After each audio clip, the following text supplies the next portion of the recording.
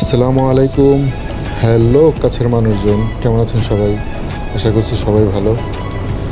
আজকে আমি যাচ্ছি নরসিংদীর রাওয়ানে, মূলত আনারস বাগান দেখার জন্য।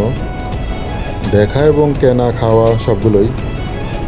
নরসিংদীর রাওয়ান সম্পর্কে আগে অনেক কিছু শুনেছি। সেখানকার আনারসের অনেক প্রশংসা শুনেছি যে আনারস খুবই সুমিষ্ট হয়। তো আমি এমনিতেই ঘুরতে ফিরতে খুব পছন্দ করি, ঘোরাফেরা আমার খুব ভালো লাগে। তো আজকে উদ্দেশ্য হলো নরসিংদী রাবানে যাওয়া, আর সেই উদ্দেশ্য থেকেই রওনা দেওয়া। রাবানে যেতে একটা জিনিস আপনার চোখে পড়বে যে রাস্তার দুই পাশে অসংখ্য মানুষজন নিজ গাছের ফলমূল বিক্রি করে, তারা এভাবেই। গাছের এমন ফলমূলের দৃশ্য রাস্তার দুই পাশে কিছুক্ষণ পর পরই আপনাদের চোখে পড়বে।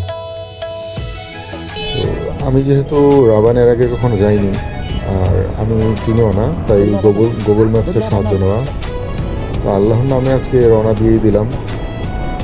এখানকার রাস্তাঘাট ও দুই পাশের যে একটু দূর দূর রাস্তা থেকে গ্রামগুলো আছে, আসলে দেখতে অনেক সুন্দর। প্রকৃতি, নেচার, মানে যে আসেনি এখানে সে যদি ঘোরার জন্য আসে, আমি বলবো যে আসলে খুবই সে মুগ্ধ হয়ে যাবে। রাস্তার পাশে মাছ চাষ করার জন্য পুকুর, অসংখ্য পুকুর দেখলাম, অসংখ্য পুকুর চোখে পড়েছে। তো আমরা রাবানের যাওয়ার যে রেল গেট সেটা ক্রস করে ফেলেছি। মানে জায়গাগুলো এত সুন্দর, এত সুন্দর, আসলে নিজ চোখে না দেখলে বোঝার মতো না। যারা প্রকৃতি প্রেমী আছে তারা আসলে এখানে আসলেই আমার মনে হয় যে প্রকৃতির প্রেমে পড়ে যাবে।